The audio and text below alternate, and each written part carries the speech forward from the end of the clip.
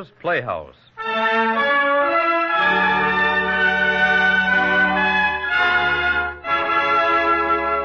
Presenting Josephine Young Case's story of loneliness, struggle, and hope. At midnight on the 31st of March.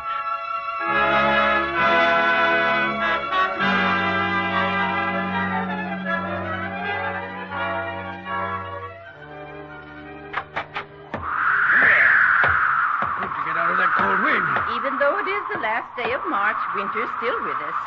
Whew, what a wind. What are you doing up, Mom? Well, I knew your pa'd like a cup of coffee when he was finished down at the barn. What's happened? Come Son volunteer maid is now the proud mama of a bull calf. Fine little bull. Good. Well, here's your coffee. Thank you. Thanks, Mom. I'll put on that midnight news broadcast. We'll be on in a few minutes. Not often we have a baby bull to keep us up such hours. Glad it didn't take all night to arrive. Oh, you must be tired, May.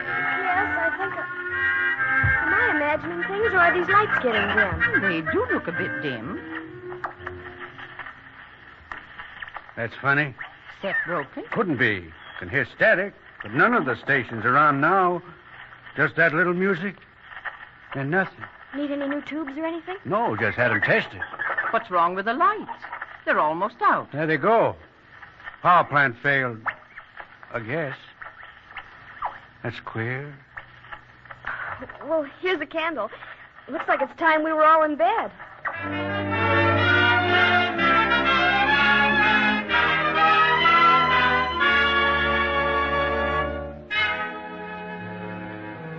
At midnight on the 31st of March, no light shines out upon the village street, and every head in all of Saugersville is laid upon its pillow, sleep or wake. Only the slippery road, the roaring creek, 24 houses in a valley cleft, a mill, a store, 2 steeples pointing up, a school, garage, the hotel, and the Grange are Saugersville for anyone to see, given light to see by, or an eye to see.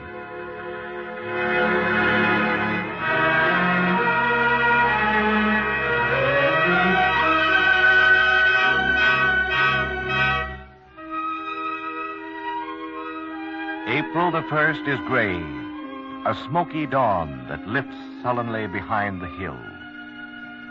The air smells strange. You know, Earl, a funny thing happened last night. Huh? Yes, I couldn't sleep, so I lit the light. Decided to read a bit.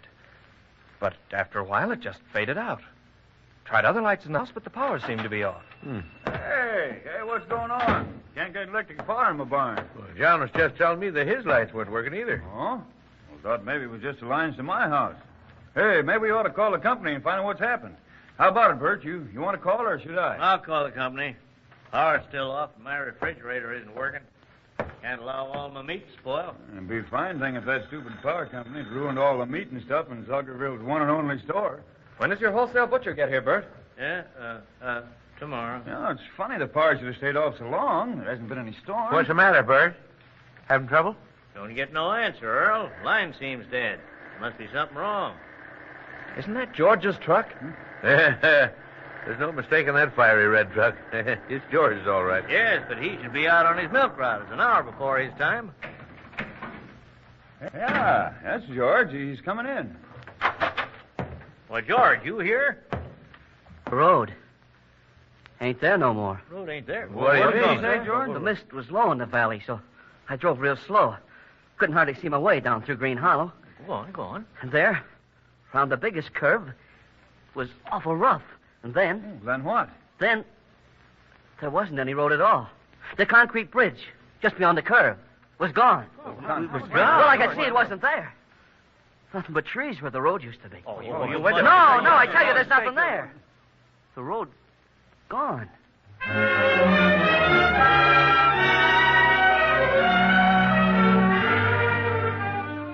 Any luck, Earl? No. Just trees as far as we could see. Even where the high-tension poles used to be, there's nothing but trees. Trees all around.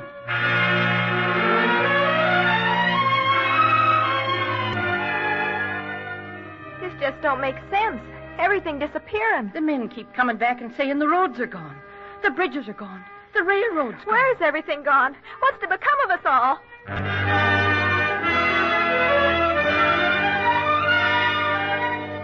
We've searched for miles. There are no towns, no other signs of human life. Just woods as thick as jungle.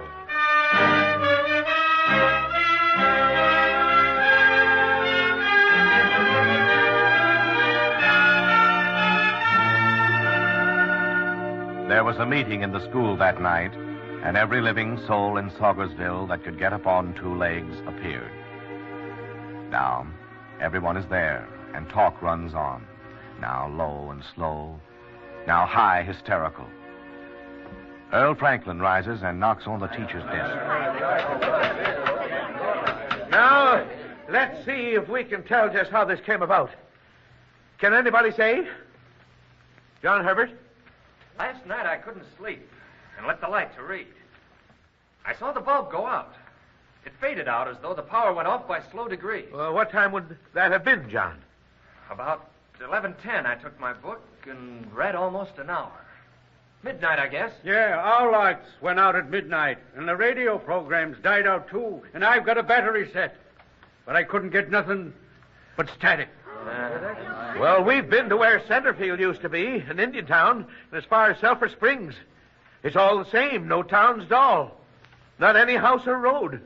Only the river, and the creeks and the trees. What's come to everyone? Where are they except for us and both of us?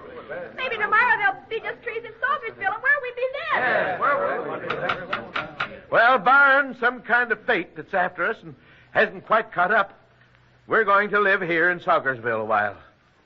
The trouble is to find out just how we're going to do it, now that we needs must be independent of what used to be the rest of the world. Earl! Abe Gibbets? Got a tarnation lot of milk to home. We'll all be throwing some of that away now that George can't drive it to the other towns to be sold. Saugerville's calves and pigs and people, butter and cheese won't take it all. We'll likely have to eat the cows and then keep just enough of what we need ourselves for milk and cream and butter. We'd better breed a lot of veal and beef and pigs. Yeah, and we better see each one of us got enough hens. Yes, but we're very lucky that this is spring. At least we can plan to plant what we'll need for food and fodder for the year. Now, we must count all the things we have to have that used to come from out of town and see just how we can replace them for ourselves. And there's not too big a stock of food in your store, is there, Bert? No, not much there. Then I think that it better be rationed out fairly to everyone. It looks to me, my friends, as though we'll have to have a committee of safety, as they did long ago. 5 or 7 men to tell us what to do and when to do it. If you agree, let's settle that right now.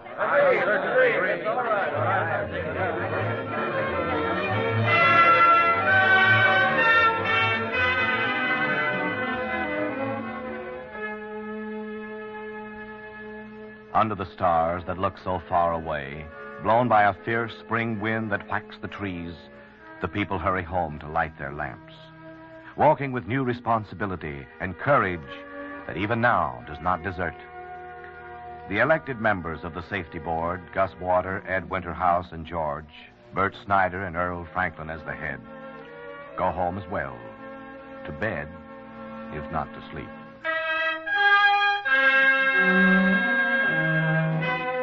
Our first problem is to see that everybody gets his share of food. We can ration out what I have on hand in the store. I've drawn up some tentative plans on what we all have to plant this year. Yeah, we'll have to kill some cattle. Don't have enough feed for so many head.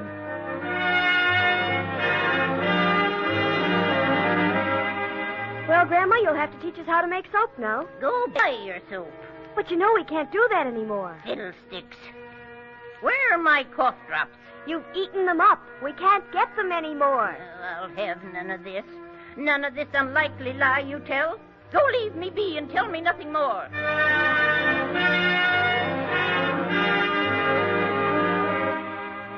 You have some gas and oil on hand, Bert? Yes, truck came Saturday. Have about 1,200 gallons of gas. Oh, good.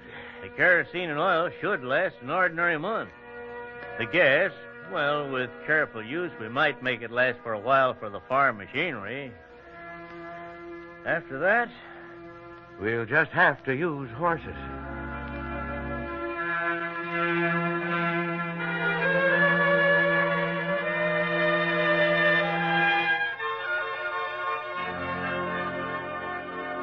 The summer came upon them like a storm, a rush of green that sweeps up over the land and covers deep the delicate shades of spring that grow in moister soil and fainter sun. The grass stands up and stretches in every night. The new set gardens sprout thick and green, and in new fields the grain begins to wave. Your garden's coming along nice, May. You should be proud of it. Yes, I like working in it. Feeling the soil, watching things grow. I don't know, but it seems to give me something solid to hold on to. Yes, but you work too long in the hot sun. You should rest once in a while. I don't like to rest. When you spend all your time working, it's not good for you. You should go out and have some fun once in a while, girl. Oh, Mother, why should I go out when the one I want to go out with doesn't ask me? Oh, so that's what's bothering you, May. I thought you were upset about something. Is it John Herbert? Yes, it's John. And Mother, he doesn't even seem to know I exist. He's always with Gert Winterhouse. Oh, I suppose since both him and Gert have lived in the city, they just sort of naturally drew together when all this happened. I suppose so. But, Mother, I know they're not right for each other. Maybe not, May, but you can't go and tell them that. Oh, I know it. Sometimes I'm so unhappy. Oh, yes, dear. I know it. Sometimes when I'm working in the garden, this place seems no smaller than it ever was. I never cared for city life or city ways. I don't miss anything, really, with the way things are now. I feel that way, too. But there's some that don't. Yes. And I'm afraid that John is one of them.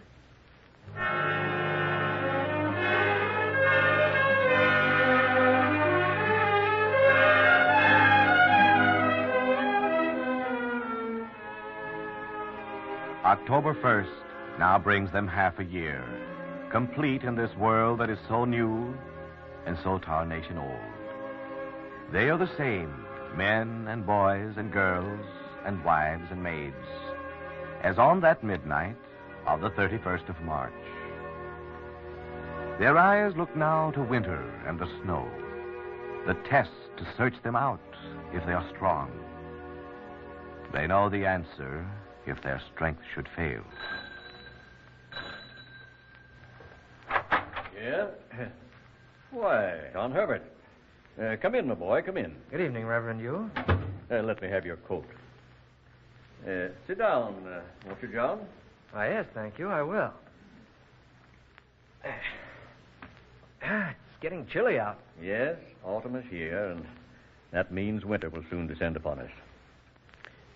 Did you want to see me about something special? You must think it's queer, my visiting you all of a sudden like this.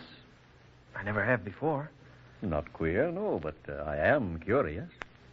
I've been meaning to come to see you for some time now.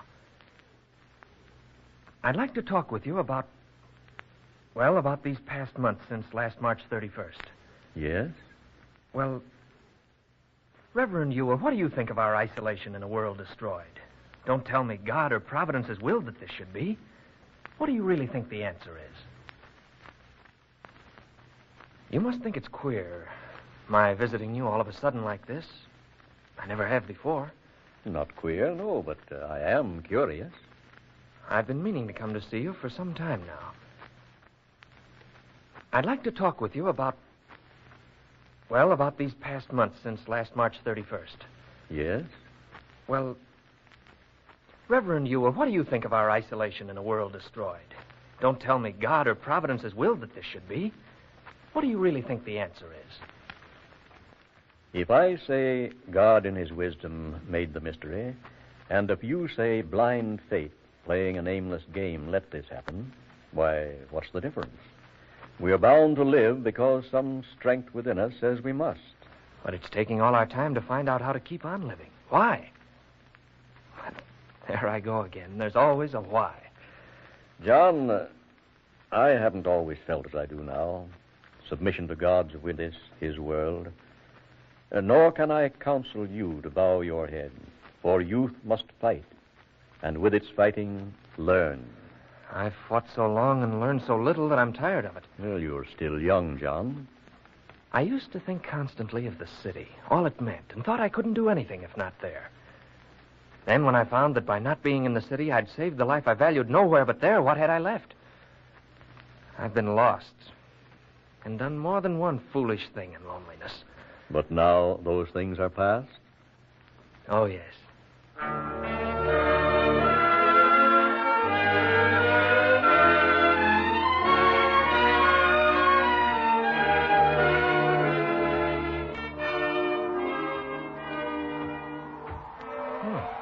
Someone else out walking on a day like this? She's certainly battling against this wind. Looks as though she'll just about make it over the top of this hill. Hello, May. Oh, hello, John. I didn't see you there. Oh, I noticed that you had your head sort of tucked under your coat collar for protection. Sort of cold out. It's going to snow. Going to, did we say? Here it comes now. We'd better go. Yes, it's a thick snow.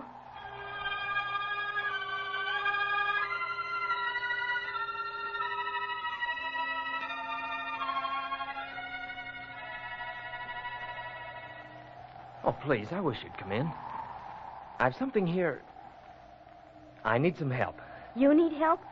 Yes. Come in, I'll show it to you. All right. Look, it's white out already, and it's been snowing just a few minutes. The door's unlocked. Go on in. I'll just get these boots on. Okay. What a nice house you have. Oh, it's small, but suits me fine. Here, let me take your coat. Thank you. And then I'll light some candles. It's getting dark in here. It's gotten dark very early today. Tell me, what did you want to show me? Oh, over here on my work table. In my spare time, I've been, well, shall I say manufacturing some toys for Christmas. Oh, wonderful. You know, my brother Jack has been wondering how Santa Claus would find us this year. Oh, I've made a farmyard, some dolls, Noah's Ark, and so forth. But this is what I wanted to show you, this doll in particular. Oh, she's lovely. I guess no matter how old I get, I'll always like dolls. Would you be interested in making some clothes for her? I'd love it. Mother has a rag bag full of scraps, and I'll make her a lovely wardrobe. And if I sell her, you'll have your half. We'd better go into business. Why, we might earn 10 pounds of maple sugar. Or 5 cords of well-split wood.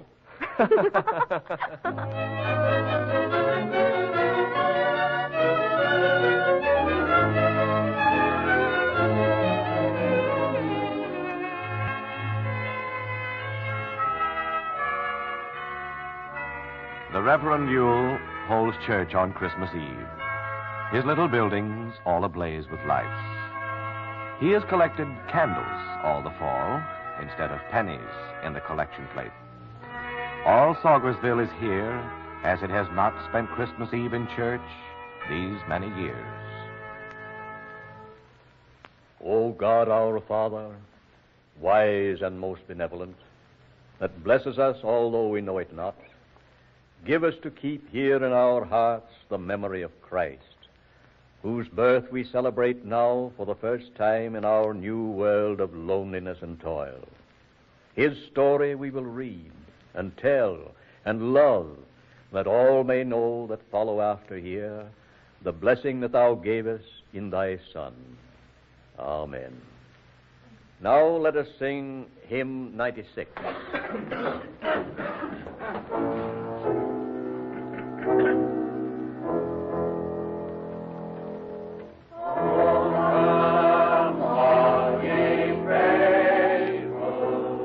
This is the truth.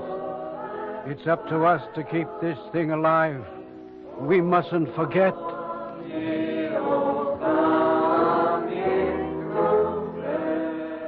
But this is just a little part of all we must pass on. Our duty is so heavy. How can we ever do all that is right?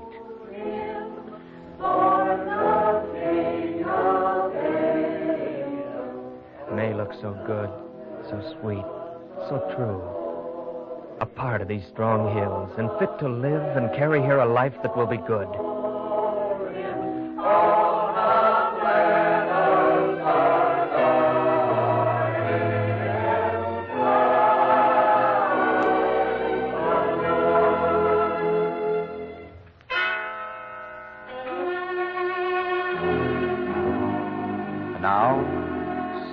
comes upon them, young and old. A cold, a fever, chills and aching pain, a shattering weakness deep in blood and bone. These bear them down like grain beneath the hail. How's Abe tonight? Well, I hope he'll sleep for a while now. I just gave him some broth. He's pretty delirious, isn't he? Yes. He kept mumbling something about how he, Abe Givets, was going to be the richest man in Saugersville. And he said something about having salt, that he'd better guard it. Well, your supper's ready now, George. Ellen, why can't we tell him we want to get married? But, George, you know how he feels about my leaving him. He's been so dependent on me ever since my mother died. But you've got a right to live your own life. But you don't know him the way I do, George. If he knew we were in love with each other, I don't know what he'd do. I'm going to tell him. Please, George. It's been so nice here these past months since you've been working here. Don't spoil what little we have. Oh, what's that? What? Sounds like the front door banging in the wind. Oh, it is. How'd that get open? Oh, I don't know. I bolted it before. Abe, if he's delirious. Yes, he must have gone out. Well, here's the lantern. We'll look for tracks in the snow. Come on. There are footprints here by the door. Yes. They go out the field. He can't be far ahead of us. But why did he go out? I don't know. Tracks are clear. You must be close behind Ellen, him. there he is. Where? Oh, what's he doing? I don't know, but I think he's kneeling by that old hidden hole. What's he got in his hand? It looks like rope. Talk to him, George. Abe. Abe. Oh. It's me, George. Don't be fooled. You think I don't know you're trying to take Helen away from me? He knows. You and my daughter. I'll kill you both. Take your hands off me. George, look out for that hole. George, get away from the rim of that hole. Can't you catch him? He's crazy wild. Look out! Look out!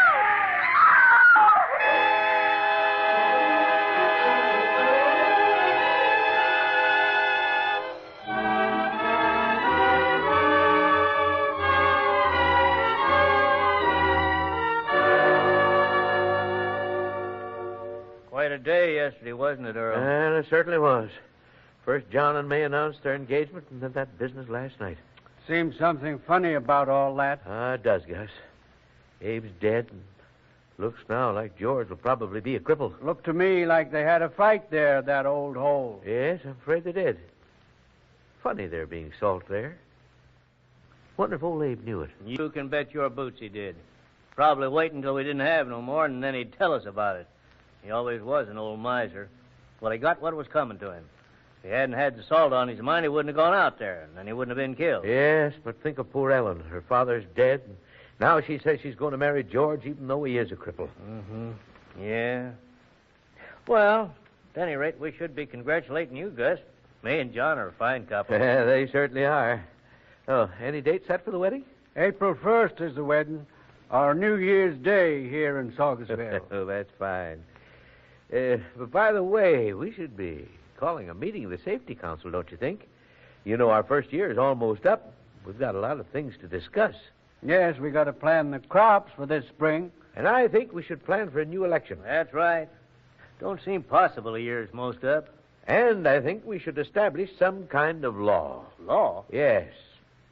Something aimed for justice in a place like this. Some simple rules of government like they had way back in the days before there were so many towns.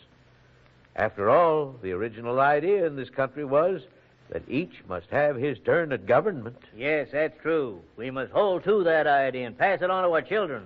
Each one must have his turn at government.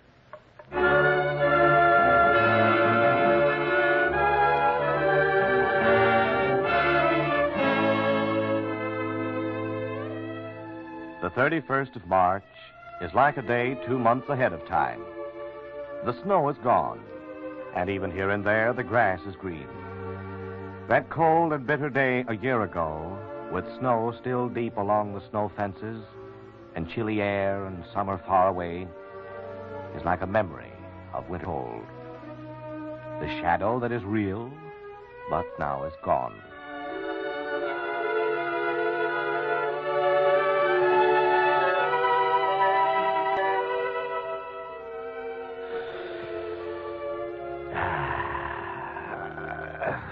the air is good. Another hour and all our year is spent. It may be the last if God keeps anniversaries and likes to do things on the proper date again. Maybe at midnight then, upon the hour as when John Herbert saw his light go dim, we will depart upon as blind a road as took all we knew a year ago. But this year has been good for us. Alone as we have been, the privations and struggles we have faced have brought out the best in all of us. We're stronger now than we were last March 31st. And if we get by this fatal hour tonight, we will keep on and be the human race.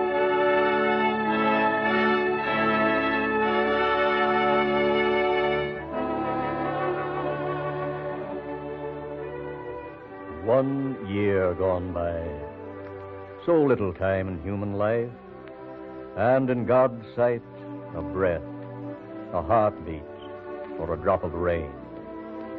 Oh, God, inspire my heart with strength, so that the day may never come when our descendants turn and look with questioning eyes and ask again, Christ Jesus, who was he? What did he do?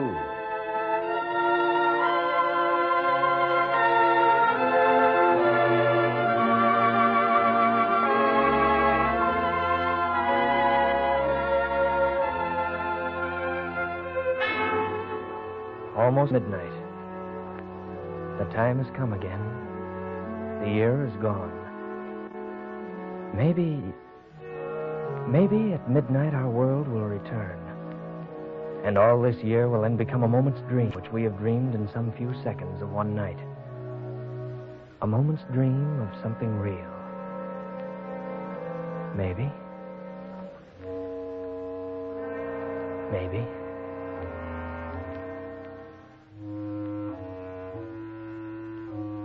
John Herbert starts now for bed.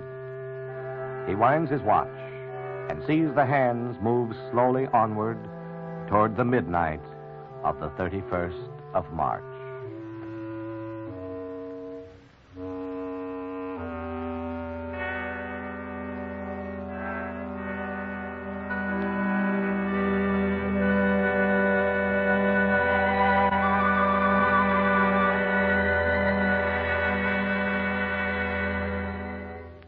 You have heard Josephine Young Case's story, At Midnight on the 31st of March, from a book published by the Houghton Mifflin Company. The adaptation for Arthur's Playhouse was by Hazel Way, and Fred Way was the director. The musical score was composed and conducted by Dr. Roy Shield. Next week, same time, same station, Arthur's Playhouse will bring you Francis Cockrell's farce comedy of a man who was beaten at his own game, Rogue's Holiday.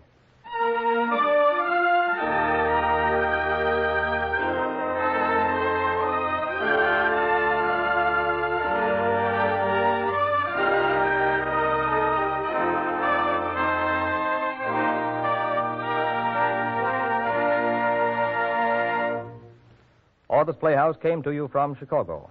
This is the National Broadcasting Company.